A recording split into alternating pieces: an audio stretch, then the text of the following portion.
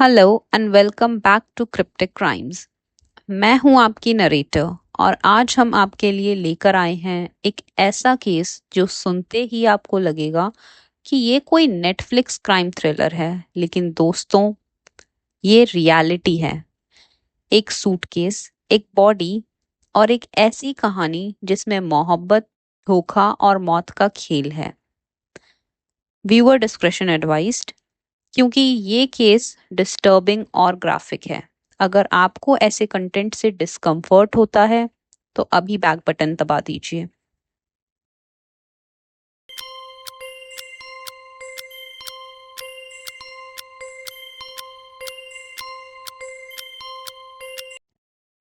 पंद्रह जुलाई 2025 Indore railway station पर एक छोड़ा हुआ सूटकेस मिलता है।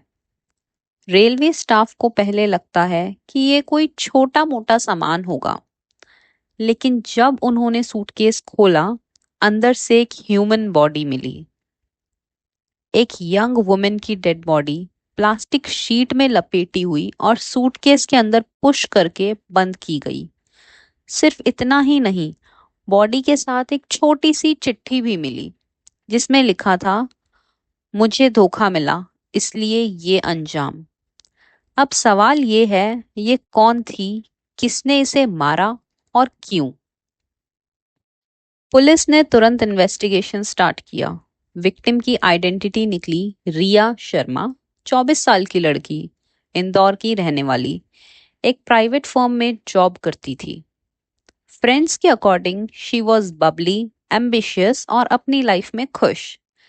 लेकिन जहां सबको लगता था कि रिया की लाइफ सॉर्टेड है, वहां असली कहानी कुछ और थी। सीसीटीवी फुटेज चेक करते ही पुलिस के हाथ लगता है एक बड़ा क्लू। स्टेशन पर सूटकेस छोड़ने वाला आदमी कैमरा में कैप्चर होता है। एक 30 साल का आदमी, ब्लैक हुडी पहने हुए।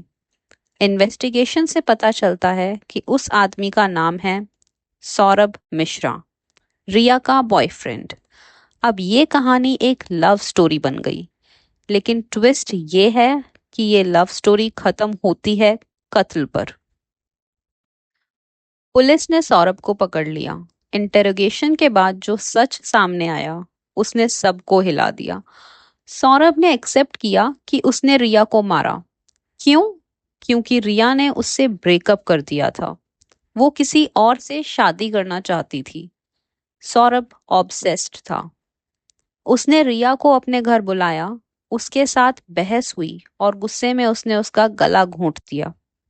लेकिन दोस्तों, कहानी यहाँ खत्म नहीं होती। मर्डर के बाद उसने रिया की बॉडी को प्लास्टिक शीट में रैप किया और एक बड़ा सूटकेस खरीदा। बॉडी को सूटकेस में डाला और ट्रेन से छोड़ाया ताकि कोई शक ना करे।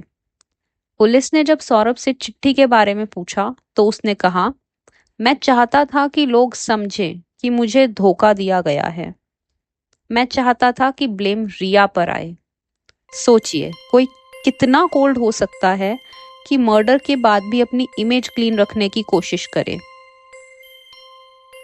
जैसे ही ये केस सोशल मीडिया पर आया, लोगों के कमेंट्स फ्लड हो गए। ये लव नहीं, ऑब्सेशन है। ब्रेकअप करना कोई गुनाह नहीं है। साइकोलॉजिस्ट का कहना है कि ये एक classic case of obsessive possessiveness है। जब इंसान अपने पार्टनर को अपनी प्रॉपर्टी समझने लगता है और कंट्रोल चला जाता है, तो ये एक्सट्रीम स्टेप उठाता है। थ्योरीज भी आई। क्या सौरभ अकेला था? क्या किसी ने उसकी हेल्प की? अभी तक इन्वेस्टिगेशन में ऐसा कोई प्रूफ नहीं मिला है कि कोई और भी इन्वॉल्व्ड था। तो ये था इंदौर का सूटकेस मर्डर।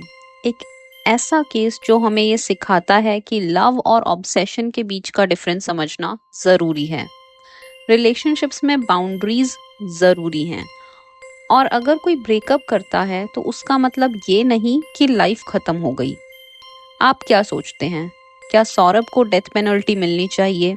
क्या रिया की लाइफ बच सकती थी अगर उसने हेल्प ली होती? अपने थॉट्स कमेंट सेक्शन में लिखिए।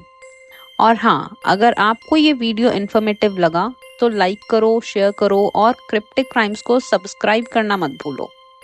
मिलते हैं अगले केस के साथ, तब तक के लिए सेफ रहिए, अवेयर रहिए और याद रखिए, हर राज के पीछे होती है एक कहानी।